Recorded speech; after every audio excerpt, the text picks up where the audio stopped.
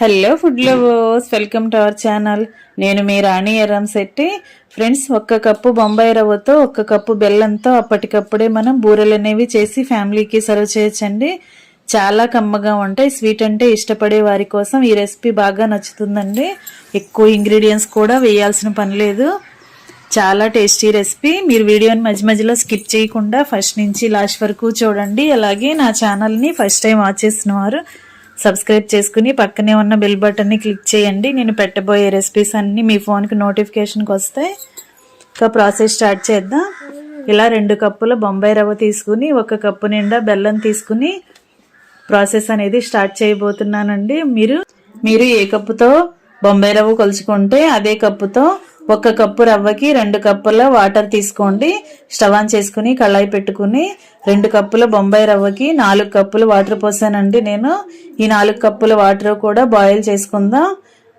ఇప్పుడు కొంచెంగా సాల్ట్ వేసుకోండి. 1/2 టీ స్పూన్ సాల్ట్ వేసుకుని 1 టేబుల్ స్పూన్ నెయ్యి కానీ బటర్ కానీ వేసుకోండి, లేదంటే ఆయిల్ వేసుకోండి. ఇదంతా వాటర్లో బాగా కరిగిన తర్వాత వాటర్ బాయిల్ అవ్వటం స్టార్ట్ అయ్యింది కదా, ఈ టైంలో మనం కొలిచి రెడీగా పెట్టుకున్న బొంబాయి రవ్వని 2 కప్పుల్ని అలా వాటర్లో వేసేసుకుని బాగా కలుపుకుందాం. ఉండలు అనేవి ఏమీ లేకుండా బాగా కలుపుకోవాలి. వాటర్లో ఆయిల్ అనేది వేసాం కదా, రవ్వ అనేది ఉండలు లేకుండా చక్కగా కలిసిపోతుందండి. ఇలా ఫ్లేమ్ తగ్గించుకుని మంటని సిమ్లో పెట్టుకుని బాగా కలిపేసుకున్నట్లయితే వెంటనే రవ్వ అంతా కూడా ఉడికిపోతుంది. ఇలా కళాయి నుంచి రవ్వ ముద్ద అనేది సపరేట్ అయ్యేంత వరకు మగ్గించుకోండి. తేమ అనేది ఏమీ లేకుండా రవ్వ ముద్ద అనేది గట్టిగా రావాలండి. ఆ టైం వరకు ఉడికించుకున్న తర్వాత కళాయి పక్కన పెట్టుకుని వేరొక గిన్నె పెట్టుకోండి స్టవ్ మీద. ఇప్పుడు గిన్నెలోకి కొలుచుకుని రెడీగా పెట్టుకున్న కప్పు బెల్లము, 1/2 కప్పు వాటర్ వేసుకుని బెల్లాన్ని బాగా కరిగించుకోండి. బెల్లం గడ్డలు అనేవి మొత్తం కరిగిన తర్వాత గిన్నె పక్కన పెట్టేసుకోండి. అదే స్టవ్ మీద కళాయి పెట్టుకోండి. రవ్వ ఉడికించుకున్న కళాయిలోకి ఈ బెల్లం సిరప్ అంతా కూడా వడగట్టుకోండి. స్ట్రైనర్తో వడగట్టుకుని రవ్వలో వేసేసుకోండి. 1 టేబుల్ స్పూన్ యాలకుల పొడి, 4-5 టేబుల్ స్పూన్లు తెల్ల నువ్వులు వేసుకుని 1 టేబుల్ స్పూన్ వెన్న వేసుకుని ఇదంతా కూడా రవ్వలో కలిసే వరకు బాగా కలుపుకోండి. బెల్లం సిరప్ అంతా కూడా మనం ఉడికించి రెడీగా పెట్టుకున్న రవ్వ ముద్దలో కలిసిపోవాలండి. బెల్లం సిరప్ అనేది పాకం రావాల్సిన పని లేదు. బెల్లం అంతా బాగా కరిగితే సరిపోతుంది. ఇలా కరిగిన వెంటనే స్ట్రైనర్తో రవ్వలోకి వడగట్టుకుని రవ్వ ముద్దని గట్టిగా ఉడికించుకోండి. వాటర్ అనేవి ఏమీ లేకుండా గట్టిగా ముద్దలాగా ఫామ్ అయ్యే వరకు ఉడికించుకోండి. దీనిలో 2 టేబుల్ స్పూన్లు ఆయిల్ వేసామంటే రవ్వ ముద్ద అనేది కళాయికి అంటుకోకుండా సపరేట్ అవుతుంది. ఇంతవరకు కూడా ఉడికించుకుని పెట్టుకోండి. మనం చేతితో రవ్వని టచ్ చేసినట్లయితే రవ్వ అనేది చేతికి అంటుకోకుండా ఉండాలి. అంతవరకు కూడా రవ్వని ఉడికించుకోండి. రవ్వ అనేది పల్చగా ఉన్నట్లయితే మనం డీప్ ఫ్రై చేసుకునేటప్పుడు స్నాక్స్ అన్నీ కూడా ఆయిల్ ఎక్కువగా పీల్ చేసుకుంటాయండి. అలా కాకుండా రవ్వ చపాతీ ముద్దలాగా గట్టిగా ఫామ్ అయ్యేంత వరకు కూడా ఉడికించుకోండి. ఫ్లేమ్ సిమ్లో పెట్టుకుని స్లోగా మగ్గించుకున్నట్లయితే రవ్వ అంతా కూడా ముద్దలాగా దగ్గర పడుతుంది. అంతవరకు ఉడికిన తర్వాత మూత పెట్టుకుని పక్కన పెట్టుకుని చల్లారనివ్వండి.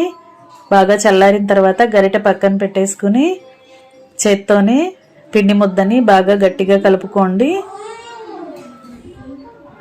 ఇప్పుడు పచ్చి కొబ్బరి తురుమండి. 1 కప్పు నిండా పచ్చి కొబ్బరి తురుము తీసుకుని ఇలా వేసుకోండి. స్నాక్స్కి టేస్ట్ అనేది చాలా చాలా బాగుంటుంది. కొబ్బరి లేకుండా కూడా చేసుకోవచ్చండి, కానీ కొబ్బరి వేసుకుంటే రెసిపీకి టేస్ట్ చాలా బాగుంటుంది. ఇలా పచ్చి కొబ్బరి తురుము కూడా వేసుకుని తురుమంతా కూడా రవ్వ ముద్దలో కలిసే వరకు చేత్తోనే బాగా కలుపుకోండి. గరిటె పక్కన పెట్టుకుని ఇలా పిండిని చేత్తో కలుపుకున్నట్లయితే రవ్వ అంతా కూడా సాఫ్ట్గా వస్తుంది.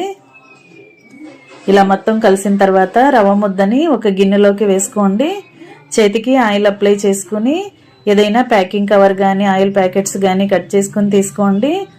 దీనికి కొంచెం ఆయిల్ అప్లై చేసుకుని మనం ఉడికించి రెడీ చేసుకుని పెట్టుకున్న రవ్వ ముద్దని ముద్దలో నుండి కొంచెం కొంచెంగా పిండిని తీసుకుంటూ ఇలా బూరెల్లాగా ఒత్తుకోండి. కొబ్బరి బూరెల్లాగా ఒత్తుకోండి. బొంబాయి రవ్వతో కొబ్బరి బూరెలండి. బెల్లం కొబ్బరి బూరెలు చాలా చాలా బాగుంటాయి. ఇలా మనకి కావలసిన సైజులో బూరెల్ని రెడీ చేసుకుని ప్లేట్లో పెట్టుకోండి. చేతికి ఆయిల్ అప్లై చేసుకోవాలి, కవర్కి ఆయిల్ అప్లై చేసుకోవాలి. అలా చేసుకున్నట్లయితే మనం ఈజీగా వీటిని రవ్వ బూరెల్ని కవర్ మీద ఒత్తుకోవచ్చండి. ఇలా రెడీ చేసుకుని మరీ పల్చగా చేయకూడదు, మరీ మందంగా చేయకూడదండి, కరెక్ట్గా చేసుకోండి. ఇలా నేను చూపించే విధంగా అన్నిటినీ ఒత్తుకుని ప్లేట్లో పెట్టుకోండి. అదేవిధంగా ఉడికించి పెట్టుకున్న పిండి అంతా కూడా ఇదే విధంగా చేసుకుని ప్లేట్లో రెడీ చేసి పెట్టుకోండి. ఇలా మొత్తం అన్నీ కూడా రెడీ చేసుకున్న తర్వాత కుకింగ్ ప్రాసెస్ అనేది స్టార్ట్ చేద్దాం. స్టవ్ ఆన్ చేసి కళాయి పెట్టుకుని డీప్ ఫ్రైకి సరిపడా ఆయిల్ పోసుకోండి. ఆయిల్ బాగా కాగిన తర్వాత ఫ్లేమ్ని తగ్గించుకుని ఆయిల్కి పట్టినన్ని కొబ్బరి బూరెల్ని వేసుకోండి, సూజీ కొబ్బరి బూరెల్ని వేసుకోండి. ఒకవైపు బాగా ఫ్రై అయిన తర్వాత వేరొక వైపు టర్న్ చేసుకోండి. వేసిన వెంటనే గరిటెను పెట్టకుండా కొంచెం సేపు ఫ్రై అయిన తర్వాత క్రిస్పీగా వచ్చిన తర్వాత గరిటెతో వేరొక వైపుకి మార్చుకోండి.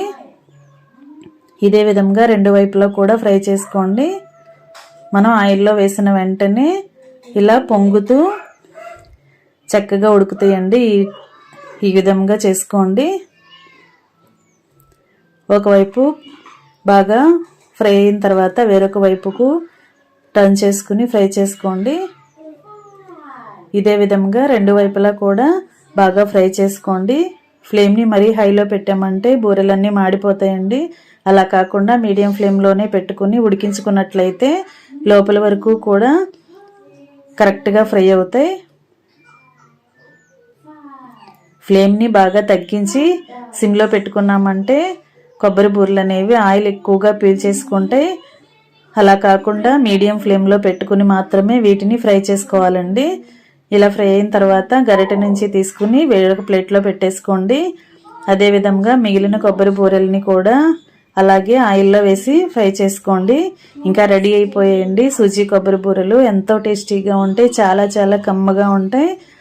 స్వీట్ ఇష్టపడేవారు అప్పటికప్పుడే ఇలా ప్రిపేర్ చేసుకోవచ్చండి.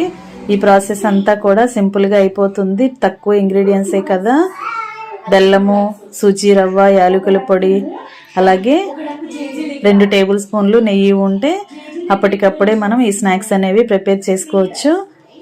ఇంకా ఫ్యామిలీకి సర్వ్ చేయటమే ఎంతో కమ్మగా ఉండే సూజీ కొబ్బరి బూరెలు రెడీ అయిపోయాయి. మీకు గనక వీడియో నచ్చినట్లయితే లైక్ చేయండి. అలాగే మీ ఫ్రెండ్స్కి, ఫ్యామిలీ మెంబర్స్కి ఈ రెసిపీ షేర్ చేయండి. నా ఛానల్ని ఫస్ట్ టైం వాచ్ చేసిన వారైతే సబ్స్క్రైబ్ చేసుకుని పక్కనే ఉన్న బెల్ బటన్ని క్లిక్ చేయండి. నేను పెట్టబోయే రెసిపీస్ అన్నీ మీ ఫోన్కి నోటిఫికేషన్కి వస్తాయి. ఓపెన్ చేసి చూడొచ్చు. ఛానల్ని సబ్స్క్రైబ్ చేసుకోండి. మరొక రెసిపీతో మళ్ళీ కలుద్దాం. Thanks for watching. నేను మీ రాణి ఎర్రంశెట్టి.